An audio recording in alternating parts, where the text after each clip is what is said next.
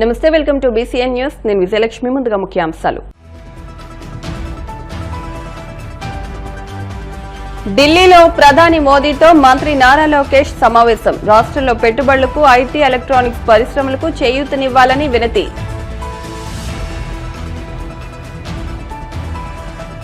గణేష్ మండపం వద్ద బిర్యానీ వడ్డించి భక్తుల మనోభావాలపై వైసీపీ దాడి చేస్తోంది. ఏపీ బ్రాహ్మణ కార్పొరేషన్ చైర్మన్ బుచ్చి రాంప్రసాద్ ఆగ్రహం.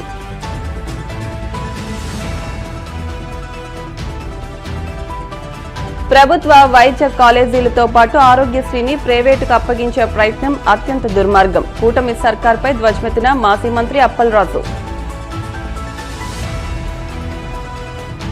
గోవింద నామస్మరణతో మారుమోగిన కోనసీమ తిరుమల. వాడపల్లి వెంకన్న దర్శనానికి పోటెత్తిన భక్తజనం.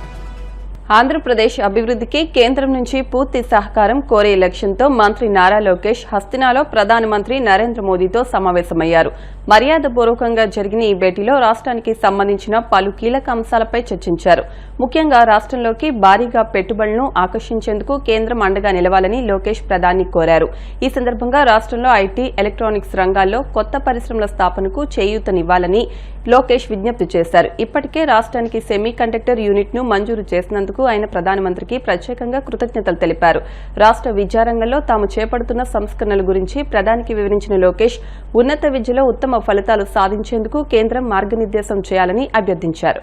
గణేష్ మండపం వద్ద బిర్యానీ వడ్డించి భక్తుల మనోభావాలపై వైసీపీ దాడి చేస్తోందని ఏపీ బ్రాహ్మణ కార్పొరేషన్ చైర్మన్ బుచ్చి రాంప్రసాద్ ఆగ్రహం వ్యక్తం చేశారు. మంగళగిరి టీడీపీ కేంద్ర కార్యాలయంలో ఆయన మీడియాతో మాట్లాడారు.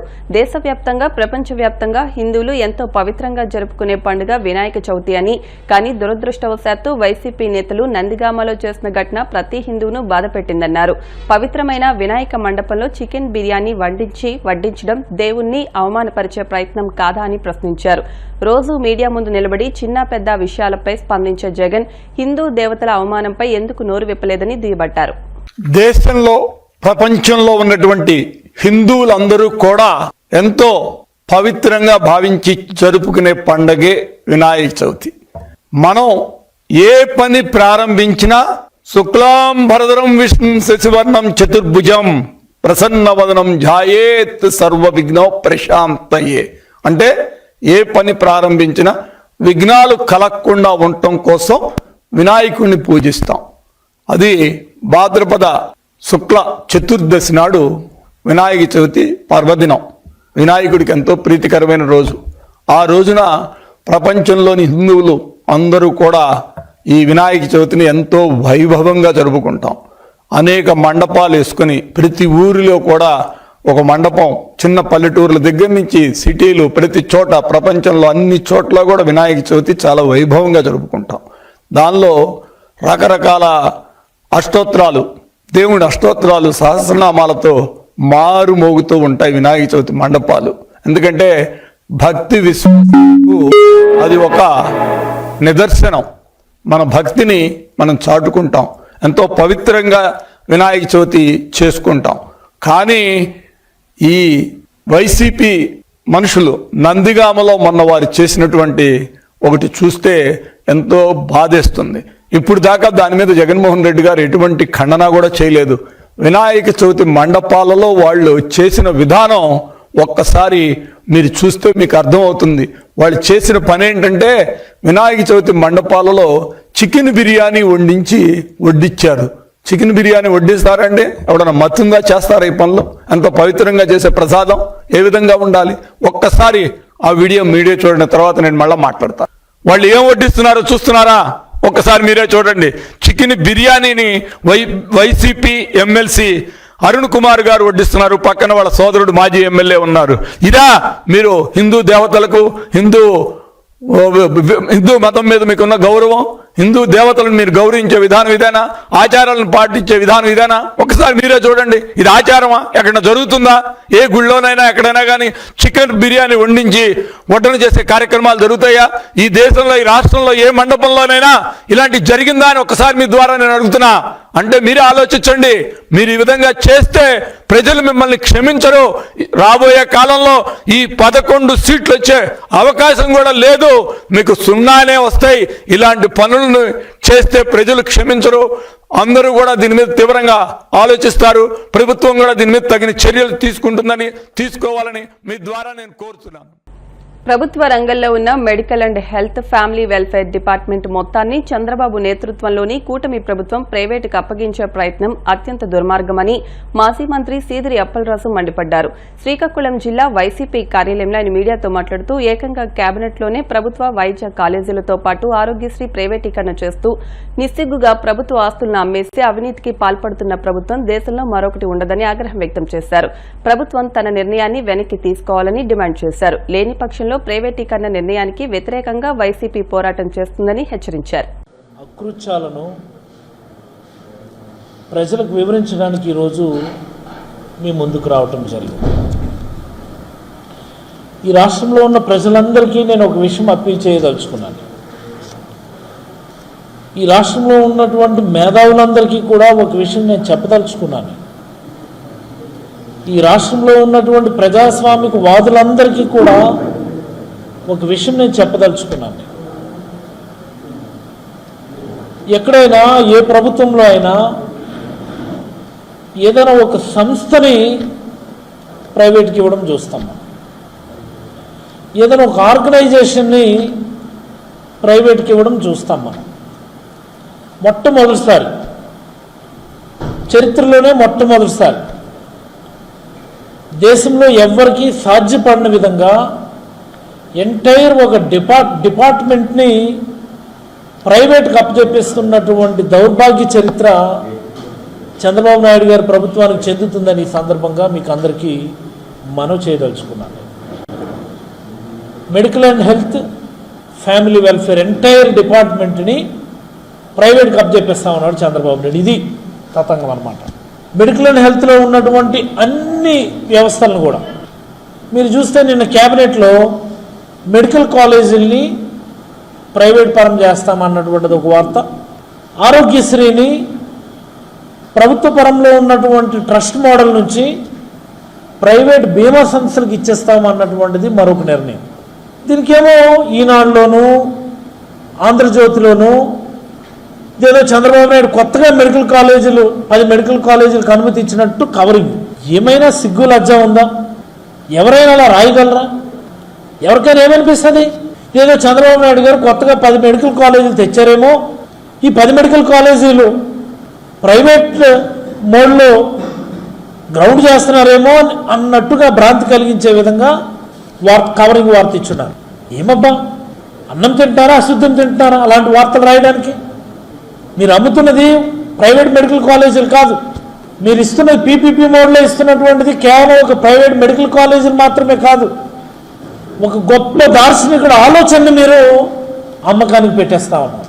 జగన్మోహన్ రెడ్డి గారు అనేటటువంటి ఒక గొప్ప సంస్కర్త, ఒక గొప్ప రిఫార్మర్, ఆయనకు వచ్చినటువంటి ఒక గొప్ప ఆలోచనని, ప్రజారంజక ఆలోచనని మీరు అమ్మకానికి పెట్టేస్తున్నారు అన్న విషయాన్ని చంద్రబాబు నాయుడు గారు గుర్తుంచుకోవాలి. This is the fact. Konaseema తిరుమలగా వర్ధిల్లుతున్న వాడపల్లి శ్రీ వెంకటేశ్వర స్వామి ఆలయం భక్తులతో కిటకిటలాడుతోంది. శనివారం స్వామికి ప్రీతికరమైన రోజు సందర్భంగా ఆలయంలో ప్రత్యేక పూజలు నిర్వహించారు. స్వామివారి దర్శనానికి వచ్చిన భక్తులకు ఎలాంటి ఇబ్బందులు తలెత్తకుండా ప్రత్యేక ఏర్పాట్లు చేసినట్టు ఆలయ అధికారులు తెలిపారు. భక్తులు అధిక సంఖ్యలో హాజరై స్వామిని దర్శించుకుని మొక్కులు చెల్లించుకున్నారు.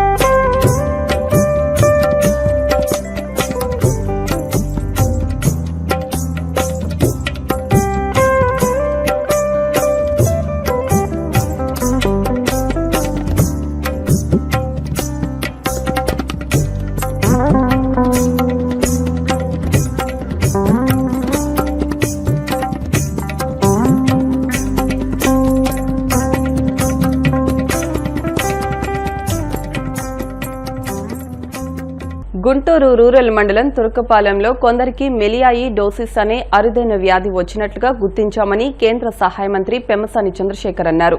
పత్తిపాడు ఎమ్మెల్యే బూర్ల రామాంజనేయులతో కలిసి ఆయన గ్రామంలో పర్యటించి బాధిత కుటుంబాలతో మాట్లాడారు. 4 రకాల యాంటీబయాటిక్స్ ద్వారా వారికి జబ్బు తగ్గించవచ్చని చెప్పారు. గ్రామంలో జ్వరాలు సోకిన వారి రక్త నమూనాలు సేకరించి ల్యాబ్కు పంపించినట్లు తెలిపారు. ఈ బ్యాక్టీరియా తాగునీటి ద్వారా వ్యాపించదని ఆయన స్పష్టం చేశారు.